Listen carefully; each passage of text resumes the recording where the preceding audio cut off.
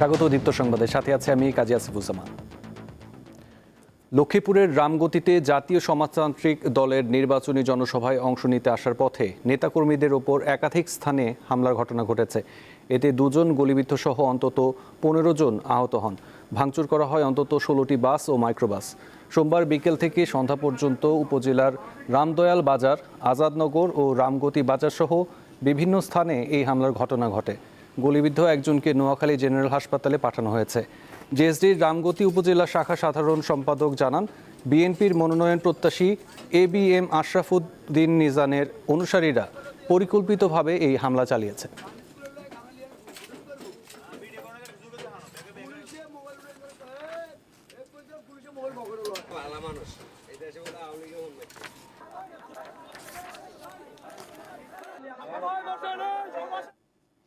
ত্রয়োদশ জাতীয় সংসদ নির্বাচন ও গণভোটের তফসিল ঘোষণার ভাষণ রেকর্ড করা হবে 10 ডিসেম্বর। একই দিন দুপুরে রাষ্ট্রপতির সাথে সাক্ষাৎ করবে নির্বাচন কমিশন। এদিকে জামায়াত অভিযোগ করেছে, নির্বাচনের জন্য এখনও লেভেল প্লেয়িং ফিল্ড তৈরি হয়নি। আসন্ন সংসদ নির্বাচন ঘিরে প্রায় সব প্রস্তুতি শেষ করে এনেছে নির্বাচন কমিশন। চূড়ান্ত হয়েছে তফসিল ঘোষণার আগ মুহূর্তে রাষ্ট্রপতির সাথে সাক্ষাতের সময়ও। এমন অবস্থায় শেষ মুহূর্তে সোমবার রাজধানীর আগারগাঁওয়ের নির্বাচন ভবনে ইসির সাথে সাক্ষাৎ করে জামায়াত ইসলামের 6 সদস্যের প্রতিনিধি দল। ইসির সাথে প্রায় 1.5 ঘন্টার বৈঠক শেষে জামায়াত নেতারা বলেন, দেশে আইনশৃঙ্খলা পরিস্থিতির গুরুতর অবনতি হয়েছে।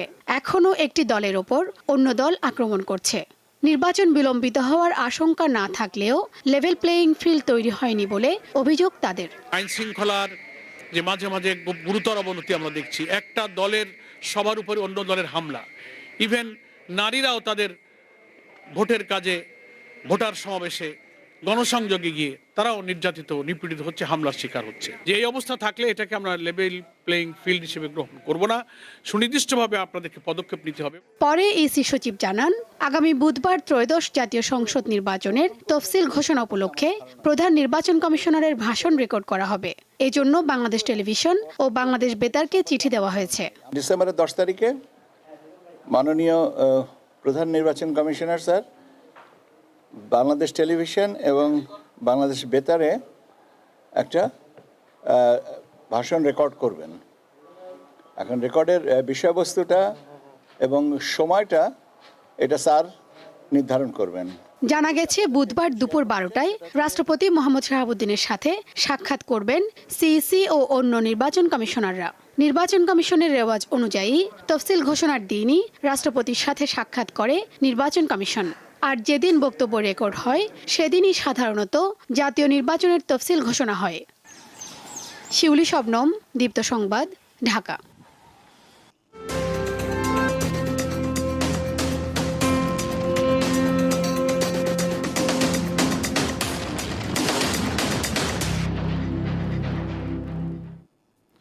বিএনপির প্রার্থী ঘোষণার পর দলীয় কোন্দল প্রকাশে চলে আসায় রাজশাহী 3 আসনের নির্বাচনী হাওয়া দিন দিন উত্তপ্ত হচ্ছে।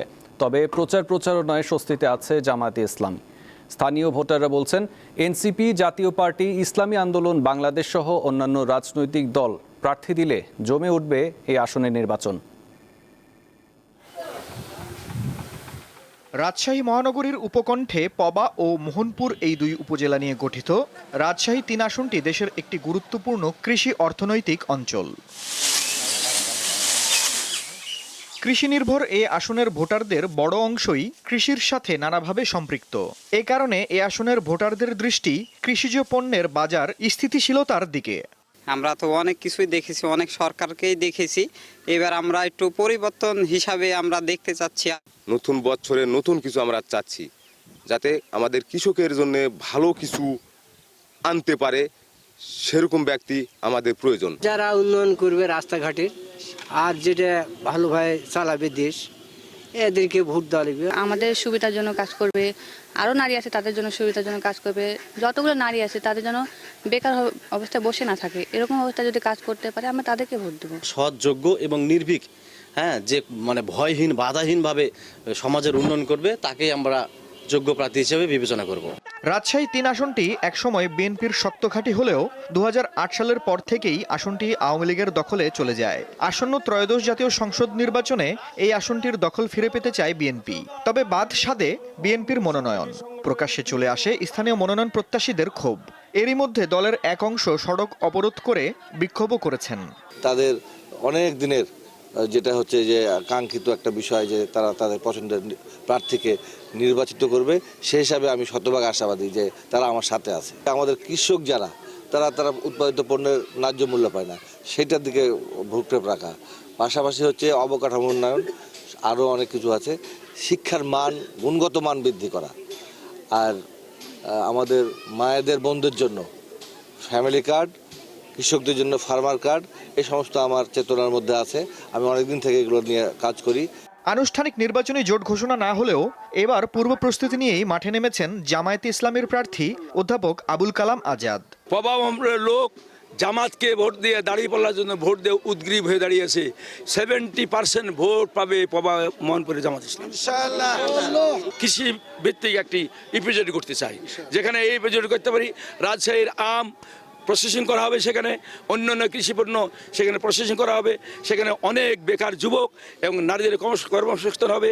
অপরদিকে এইসব কৃষকরা এ লাভবান হবে। এদিকে ইসলামী আন্দোলন বাংলাদেশ, জাতীয় পার্টি, এনসিপি, খেলাফতে মজলিস সহ বেশ কয়েকটি দল এখনও এই আসনের চূড়ান্ত প্রার্থী ঘোষণা করেননি।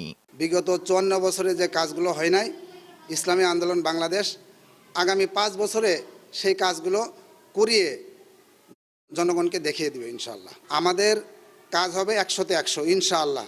কোনো দুর্নীতি হবে না, যা বাজেট হবে কাজ তা হবে।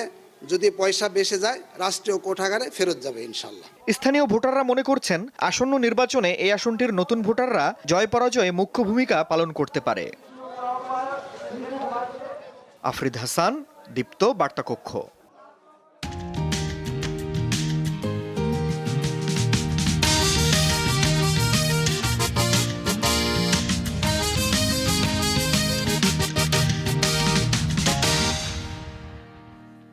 এবারে বিজয়ের মাসের খবর।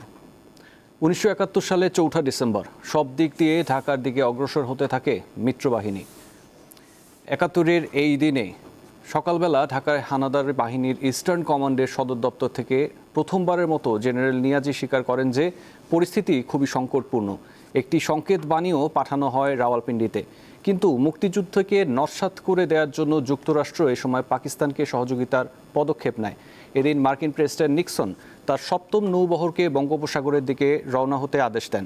উদ্দেশ্য মুক্তিযোদ্ধাদের মনোবল ভেঙে দেয়া, তবে তাদের উদ্দেশ্য সফল হয়নি। এদিন শত্রুমুক্ত হয় দাউদকান্দি, গাইবান্ধা, কপিলমুনি, ত্রিশাল, নকলা, ঈশ্বরগঞ্জ, নেত্রকোনা, পাইকগাছা, কুমারখালী, শ্রীপুর, অভয়নগর, পূর্বধলা, চট্টগ্রামের নাজিরহাট সহ দেশের বিভিন্ন অঞ্চল। দাউদকান্দি শত্রুমুক্ত হওয়ার মধ্য দিয়ে মূলত মেঘনার সম্পূর্ণ পূর্বাঞ্চল মুক্তিবাহিনীর দখলে আসে। শীতের তীব্রতা অব্যাহত রয়েছে উত্তরের জনপদে। এতে জনজীবনে স্থবিরতা নেমে এসেছে। সর্বোত্তরের জেলা পঞ্চগড়ে সকাল 9টায় তাপমাত্রা পরিমাপ করা হয় 10.4 ডিগ্রি সেলসিয়াসে। প্রায় একই চিত্র দিনাজপুরে। কয়েকদিন ধরে রাত থেকে সকাল পর্যন্ত হিমেল হাওয়া, পাশাপাশি ঘন কুয়াশায় ঢাকা থাকছে চারিদিক। সকালে জেলায় সর্বনিম্ন তাপমাত্রা 12.5 ডিগ্রি সেলসিয়াস রেকর্ড করা হয়। কুড়িগ্রামে শীতের তীব্রতায় জনজীবনে ভোগান্তি বেড়েছে। জেলায় সর্বনিম্ন তাপমাত্রা রেকর্ড করা হয় 11.5 ডিগ্রি সেলসিয়াস। উত্তরের আরেক জেলা নওগাঁর তাপমাত্রা 12.7 ডিগ্রি সেলসিয়াস। সূর্যোদয়ের পর কুয়াশা কেটে গেলেও শীতের তীব্রতা থাকছে। এমন অবস্থায় বিভিন্ন জেলায় বেড়েছে শীতজনিত রোগের প্রকোপ।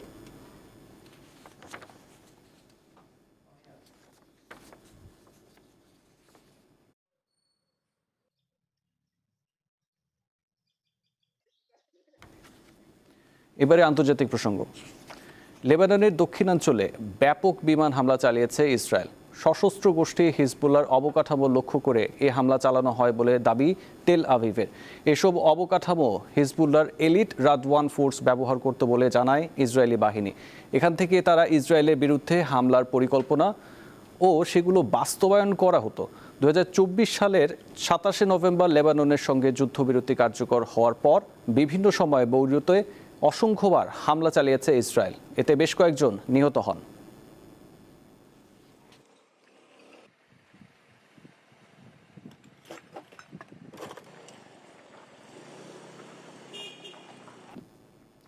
জাপানের উত্তর পূর্ব উপকূলে 7.6 মাত্রার শক্তিশালী ভূমিকম্পে অন্তত 30 জন আহত হয়েছেন। এর প্রভাবে বিদ্যুৎ সংযোগ বিচ্ছিন্ন হয়ে পড়েছে 2000-এর বেশি ঘরবাড়ি। সাগরের তলদেশের গভীরে ভূমিকম্পের উৎপত্তিস্থল হওয়ায় প্রথম দিকে সুনামি সতর্কতা জারি করে জাপানের আবহাওয়া দপ্তর। বিপদের সময়সীমা কেটে যাওয়ায় হোক্কাইডো, আইওয়াতে এবং আওমোরির কিছু অংশে সুনামি সতর্কতা তুলে দিয়েছে দেশটির আবহাওয়া বিভাগ। সোমবার স্থানীয় সময় রাত 11:15টার দিকে ভূমিকম্পে কেঁপে ওঠে জাপানের উত্তরাঞ্চল। ভূমিকম্পের উৎপত্তিস্থল আওমোরি উপকূল থেকে 80 কিলোমিটার দূরে, ভূপৃষ্ঠ থেকে 50 কিলোমিটার গভীরে।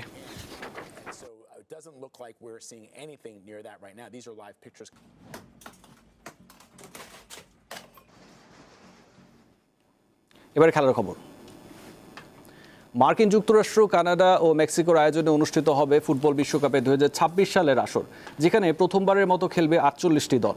নতুন আঙ্গিকে হতে যাওয়া এই বিশ্বকাপে আসছে নতুন নিয়মও। গরমের কথা বিবেচনা করে বিশেষ একটি সিদ্ধান্ত নিয়েছে আন্তর্জাতিক ফুটবল সংস্থা ফিফা। গার্ডিয়ানের প্রতিবেদনে জানানো হয়, উত্তর আমেরিকা অঞ্চলে বিশ্বকাপের সময় আবহাওয়া বেশ উষ্ণ থাকবে। এমনকি এটাই হতে পারে বিশ্বকাপ ইতিহাসের সবচেয়ে উষ্ণতম আসর। তবে আবহাওয়া যেমনই হোক না কেন, সব ম্যাচের প্রতি অর্ধের মাঝামাঝি সময় দেয়া হবে পানির বিরতি। তার মানে প্রতি অর্ধের 22 মিনিট পর খেলা বন্ধ করে দেবেন রেফারি। এক বিবৃতিতে ফিফা জানায়, নতুন নিয়মটি আগের নিয়মগুলোকে আরও সহজ করে তুলবে। আগের নিয়ম অনুযায়ী ম্যাচ শুরুর সময় তাপমাত্রা 31 ডিগ্রি সেলসিয়াসের বেশি হলে প্রতি অর্ধে 30 মিনিট পর কুলিং ব্রেক দেওয়া হতো। অনূর্ধ্ব 21 বিশ্বকাপ হকিতে প্রথমবার অংশ নিয়ে চ্যালেঞ্জের চ্যাম্পিয়ন হয়েছে বাংলাদেশ। টুর্নামেন্টে আমিরুল ইসলামের পঞ্চম হ্যাট্রিকে অস্ট্রিয়াকে 5-4 গোলে হারিয়েছে লাল সবুজের দল। যুব বিশ্বকাপ হকিতে গ্রুপ পর্ব থেকে বাদ হয়ে যাওয়া 8 দলের মধ্যে হওয়া স্থান নির্ধারণী পর্বকে আন্তর্জাতিক হকি সংস্থা এবার আনুষ্ঠানিকভাবে চ্যালেঞ্জের ট্রফি নাম দিয়েছে। বাংলাদেশ 17তম স্থান লাভ করে চ্যাম্পিয়ন হয়েছে। ভারতের মাদুরাই আন্তর্জাতিক স্টেডিয়ামে শুরু থেকেই ম্যাচের নিয়ন্ত্রণ রাখার চেষ্টা করে বাংলাদেশ। প্রথম 3 কোয়ার্টারে 3-0 গোলে এগিয়ে যায় বাংলাদেশ। 44 মিনিটে গোল করে অস্ট্রিয়া। চতুর্থ কোয়ার্টারে হ্যাট্রিক করেন আমিরুল। বিশ্ব আসরে 6 ম্যাচে এটি তার 18 নম্বর গোল। অস্ট্রিয়া আরও 3 গোল করলেও শেষ পর্যন্ত জয় নিয়েই মাঠ ছাড়ে বাংলাদেশ।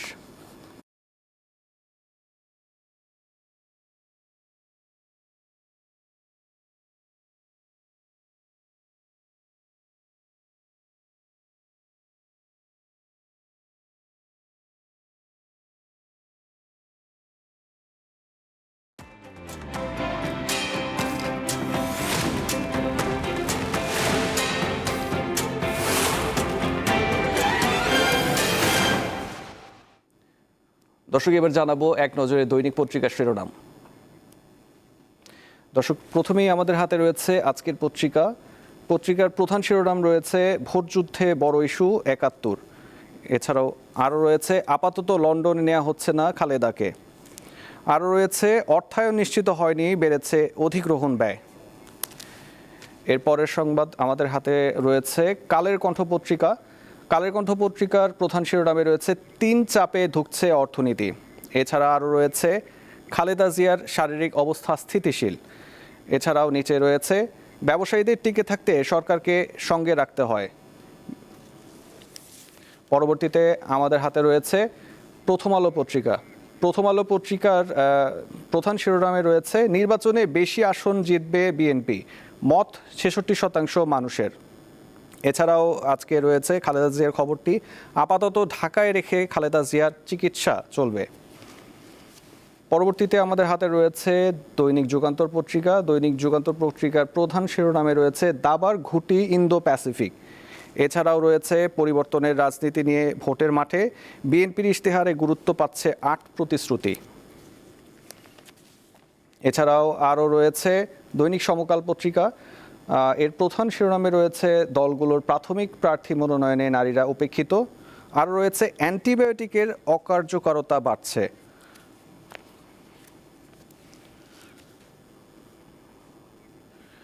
পরবর্তীতে রয়েছে আমার দেশ পত্রিকার প্রধান শিরোনামে রয়েছে, ফ্যাসিবাদ দোসরদের জোট এরশাদ পরিবারের মাইনাস।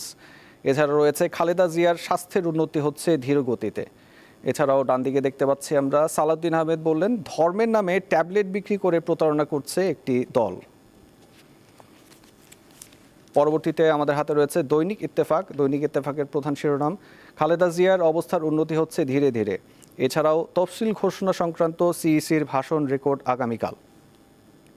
ঢাকামুখী মিত্রবাহিনী পাকিস্তানি হানাদারদের আত্মসমর্পণের আহ্বান, বিজয়ের মাস নিয়ে একটি খবরও রয়েছে এখানে। পরবর্তীতে আমাদের হাতে রয়েছে বণিক বার্তা এবং এটি আমাদের শেষ পত্রিকা আজকের। এটার প্রধান শিরোনামে রয়েছে দেশের আর্থিক খাতে সম্পদের আকার 42.5 লাখ কোটি টাকা, বাস্তবে কত। এছাড়াও রয়েছে ডান দিকে আমরা দেখতে পাচ্ছি 2026 সালের জাতিসংঘের সহায়তা আবেদন শুরু, বিশ্বজুড়ে উদাসীনতা নিয়ে ক্ষোভ। দর্শক, শেষ করছে এখনকার সংবাদ। পরবর্তী সংবাদ দেখার আমন্ত্রণ জানিয়ে বিদায় নিচ্ছি। এছাড়া আরও তথ্য বিনোদনের জন্য চোখ রাখুন দীপ্ত টিভির ডিজিটাল প্ল্যাটফর্মগুলোতে।